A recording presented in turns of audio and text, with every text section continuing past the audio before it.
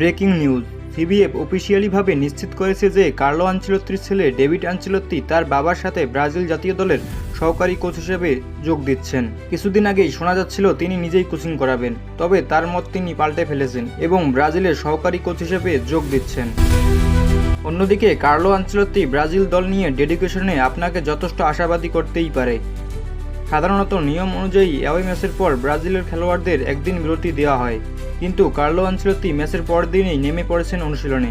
নিজের ছেলেকেও যত দ্রুত সম্ভব দলের সাথে যোগ দিতে বলতেছেন। কার্লো ব্রাজিলে আসার পর থেকে এখন পর্যন্ত একদিনও বিশ্রাম নেননি, প্রতিদিনই একটার পর একটা কাজ করে গেছেন। একজন গ্রেট কোচ সাফল্যের পিছনে এভাবেই ছোটে এবং খেলোয়াড়দের মাঝে সেই সাফল্যর ক্ষুধা বাড়িয়ে দেয়।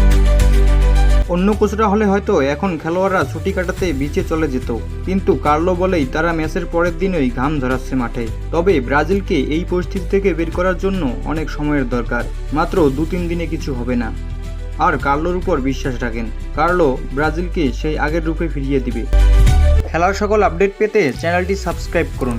ধন্যবাদ।